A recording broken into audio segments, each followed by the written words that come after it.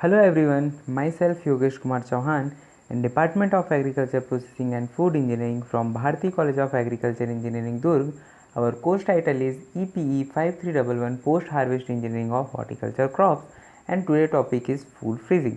पिछले क्लास में हमने रेफ्रिजरेशन एंड उसका जो मेथड होते हैं कि मैकेनिक उसके लिए हम लोग कौन सा रेफ्रिजरेटर यूज़ करते हैं चिलिंग के लिए या रेफ्रिजरेशन प्रोसेस के लिए वो पढ़ा था। तो अब हम इस क्लास में हम पढ़ेंगे फूड फ्रीजिंग। फूड रेफ्रिजरेशन और फूड फ्रीजिंग ऑल्सो सिमिलर है, बट जो टेम्परेचर जो होता है फ्रीजिंग का रेफ्रिजरेशन का वो डिफरेंट होता है। ठीक है, तो चलिए क्लास स्टार्ट करते हैं। तो पहले हम बेसिक इंट्रो देखते हैं फूड फ्रीजिंग का। Preservation of food by freezing occur a several mechanism at temperature below 0 degree centigrade there in a significant reduction in the growth rate of micro organism and in the corresponding corresponding deterioration of the product due to the microbial activities.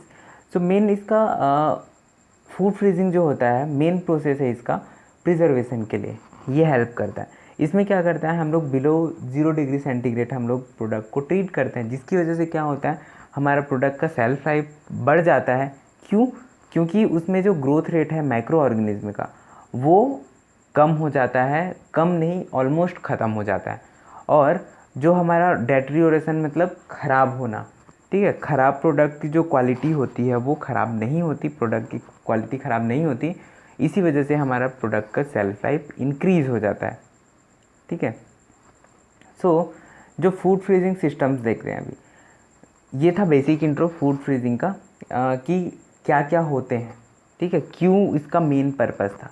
अब हम देखते हैं food freezing system या freezing system. ठीक है, to achieve the freezing of the food product the product must be expose to the low temperature medium to sufficient time to remove sensible heat and latent heat of fusion from the product. ठीक है, so product को हम लोग क्या करते हैं, इसमें low temperature provide करते हैं, जिसकी वजह से क्या होता है वो एक प्रॉपर सफिशिएंट टाइम पे एक अपना जो सेंसिबल हीट होता है प्रोडक्ट का और लेटेंट हीट ऑफ फ्यूज़न जो होता है उसको वो रिमूव कर देता है और उसको क्रिस्टल फॉर्म में कन्वर्ट होके फ्रीज़ हो जाता है। ठीक है, सो ये जो होते हैं फूड फ्रीजिंग, इसके मेथड्स होते हैं, डिफरेंट डिफरेंट मेथड्स होते हैं जो हम लोग उसमें यूज़ करते हैं उन बेस पे। सो ये मेथड्स, पहला है हमारा एयर फ्रीजिंग, दूसरा है इनडायरेक्ट कॉन्टेक्ट फ्रीजिंग, तीसरा है हमारा डायरेक्ट कॉन्टेक्ट फ्रीजिंग। ठीक है, डायरेक्ट कॉन्टेक्ट को हम लोग इमर्जन फ्रीजिंग भी बोलते हैं। ठीक है, तो पहला है हमारा एयर फ्रीजिंग।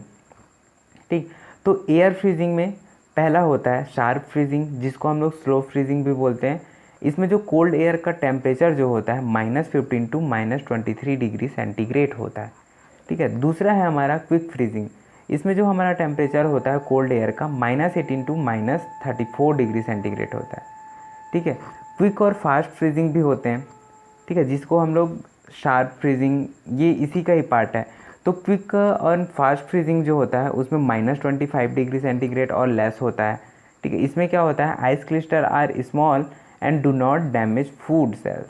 ठीक है, स्लो फ्रीजिंग जो होता है इसमें क्या होता है 824 डिग्री सेंटीग्रेड और अबो होता है। ठीक है, इसमें क्या होता है आइस क्रिस्टल जो बनते हैं वो बड़े साइज़ के होते हैं और damage the food cells, cause loss of texture, nutrients, colour and flavour of on thawing. Thawing जो होता है किसी भी आइस का लिक्विड के फॉर्म में कन्वर्ट होना थॉइंग कहलाता है। ठीक है, फिर हम देखते हैं इनडायरेक्ट कॉन्टेक्ट सिस्टम। ठीक है, सो इनडायरेक्ट कॉन्टेक्ट मीन्स हम प्रोडक्ट को डायरेक्ट कांटेक्ट नहीं प्रोवाइड करेंगे कोई भी रेफ्रिजरेट के। ठीक है, उसको एक स्लाइटली वेव के थ्रू मीन्स उसके एक चैम्बर होगा जहाँ पे प्रोडक्ट होगा, एक दूसरा चैम्बर होगा जो रेफ्रिजरेशन के लिए होगा। ठीक है, रेफ्रिजरेट होने के बाद उसको पाइप्स के थ्रू या एक टनल के थ्रू उस फूड प्रोडक्ट जो चैम्बर होगा वहाँ पे सप्लाई किया जाएगा। ठीक है, सो ये होता है हमारा पहला होता है इसमें इनडायरेक्ट में प्लेट फ्रीज़र। ठीक है, सो ये है हमारा प्लेट फ्रीज़र। जस्ट जैसे मैंने बताया था कि कंपार्टमेंट्स होते हैं। ठीक है, जैसे ये हमारा रेफ्रिजरेंट का सेक्शन है। ठीक है, ये यहाँ पे प्लेट लगा हुआ है। ठीक है, इस प्लेट के ऊपर में एक सेक्शन, ये हमारा रेफ्रिजरेंट का सिस्टम, ये हमारा फूड का, ठीक है, ये हमारा रेफ्रिजरेंट के लिए और ये हमारा फूड के लिए। ठीक, फूड ऊपर में है, प्लेट से उसको सेपरेट कर दिया गया।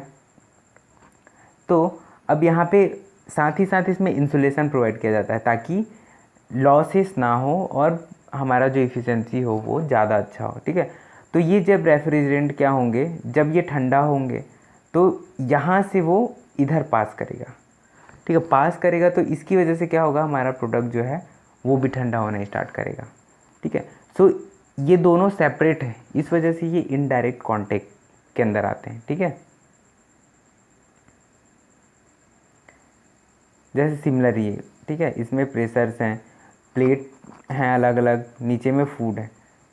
ठीक, फिर है दूसरा है हमारा air blast freezing, air blast freezer या एयर ब्लास्ट फ्रीजिंग सिस्टम। ठीक है, सो इसमें क्या होता है, हम लोग एयर यूज़ करते हैं, एयर यूज़ करते हैं जिसको हम लोग जो भी रेफ्रिजरेटेड रूम है उसको कूल करने के लिए हम लोग एयर का हेल्प से रेफ्रिजरेंट को कूल करते हैं और उसको प्रोडक्ट को हमारा ठंडा करते हैं। इसमें बाकी कंटेंट्स लिखे हुए हैं, उन पे मैं फोकस नहीं कर रहा हूँ, जस्ट बेसिक इंट्रो दे रहा हूँ ताकि तुमको समझने में आसानी हो और अगर तुम इसको रीड करो तो तुमको ईजिली समझ आ जाए कि ये बोलना क्या चाहता है। जैसे air blast freezer can be a simple design in a case of refrigerant room. In this situation, the product is placed in the room and the lower temperature air is allowed to circulate around the product for the desired residence of fusing time। ठीक है, मतलब low temperature हम लोग provide करते हैं, low temperature air provide करते हैं तो वो ठंडा हो जाए। ठीक है, फ्रीज हो जाए। सेम, फिर उसके बाद है हमारा फ्रीजर्स फॉर लिक्विड्स। ठीक है, सो कोई भी प्रोडक्ट होता है उसमें क्या होता है, लिक्विड के लिए फ्रीजिंग जो सिस्टम होगा वो अलग होगा, फ्रीजिंग टाइम जो होगा वो अलग होगा, फ्रीजिंग टेम्परेचर जो होगा वो अलग होगा। ठीक है, सो इसमें हम लोग वेपर कंप्रेशन रेफ्रिजरेशन सिस्टम का यूज़ करते हैं, जो क्या होता है क्विक फ्रीजिंग भी होता है और इसमें जो हीट एक्सचेंजर जो होता है उसके अकॉर्डिंगली प्रोडक्ट को कंपार्टमेंट्स डिसाइड किया जाता है कि वो कितना हीट एक्सचेंज कर सकता है। ठीक है, प्रोडक्ट की क्वालिटी के बेस पे।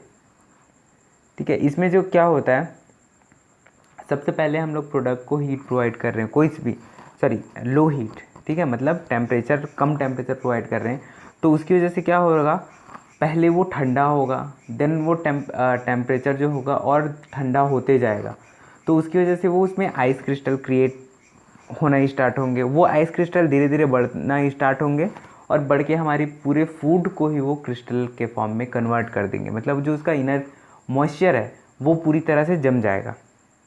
ठीक है, फिर है हमारा दूसरा है हमारा direct contact system. Direct contact system means हमारा प्रोडक्ट सीधा रेफ्रिजरेंट के कॉन्टैक्ट में होगा। ठीक है, इसको हम लोग IQF भी बोलते हैं, इंडिविजुअल क्विक फ्रीजिंग। ठीक है, सो जैसे ये हमारा डायग्राम है, इसमें सराउंड में ये हमारा प्रोडक्ट है, इसके सराउंड में ये प्रोडक्ट, ये हमारा रेफ्रिजरेंट। ठीक है, सो प्रोडक्ट जो है वो रेफ्रिजरेंट के, मतलब प्रोडक्ट के अराउंड में पूरा रेफ्रिजरेंट फ्लो हो रहा है तो वो रेफ्रिजरेंट डायरेक्ट इसमें टच कर रहा है हमारे प्रोडक्ट पे और उस प्रोडक्ट को डायरेक्ट रेफ्रिजरेट कर रहा है, ठंडा कर दे रहा है। ठीक है, फ्रीज कर दे रहा है। ठीक, फिर है हमारा एयर ब्लास्ट, इसमें भी एयर ब्लास्ट है। The use of low temperature air at high speed in direct contact with a small. Similarly इसमें जो रेफ्रिजरेंट यूज़ कर रहे हैं उसकी जगह हम लोग लो टेम्परेचर एयर यूज़ करेंगे। ठीक, फिर है हमारा इमर्जन। ठीक है, इमर्जन में क्या होता है, इमर्जन मीन्स उसको डिप करना। By immersion of food products in a liquid refrigerant, the product surface is reduced to a very low temperature. Assuming the product objects are relatively small, the freezing process is accomplished very rapidly or under IQF condition।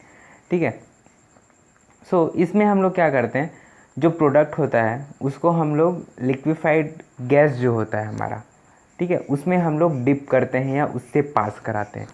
तो जब वो पास कराते हैं, जैसे कि एक हमारा feed है, ठीक है, ये फीड है हमारा, ये हमारा फीड, यहाँ पे हमारा लिक्विफाइड गैस है। जब ये फीड होगा तो ये नीचे आएगा, इस सेक्शन से कवर अप होगा इस गैस से, ठीक है। नाइट्रोजन गैस यूज़ करते हैं हम लोग, या कार्बन डाइऑक्साइड यूज़ करते हैं, ठीक है, लिक्विड नाइट्रोजन। तो फिर यहाँ से फिर वो लिक्विफाइड हो गया और फ्रीज़ हो गया, इट मीन्स, ठीक है, फ्रीज़ हो गया। फिर इसको हम लोग कन्वेयर के थ्रू ऊपर शिफ्ट कर देते हैं और अपने को सेफली डिस्चार्ज कर लेते हैं, ठीक है, यहाँ से एग्ज़िट। तो ये था हमारा इमर्जन, ठीक है। इमर्जन मीन्स उसमें डुबाएंगे, डालेंगे, ऐसा समझिए। सो ये हमारे फ्रीजिंग सिस्टम्स थे। तो आज के लिए इतना ही। नेक्स्ट क्लास में हम देखेंगे फ्रीजिंग के लिए अगर फ्रीजिंग मेथड्स क्या हैं और उसके लिए रिलेटिव जो भी इक्वेशंस हैं फ्रीजिंग टाइम कैलकुलेट करने के लिए कि और उनसे कैसे फ्रीजिंग टाइम कैलकुलेट किया जाता है, ठीक है। So thank you.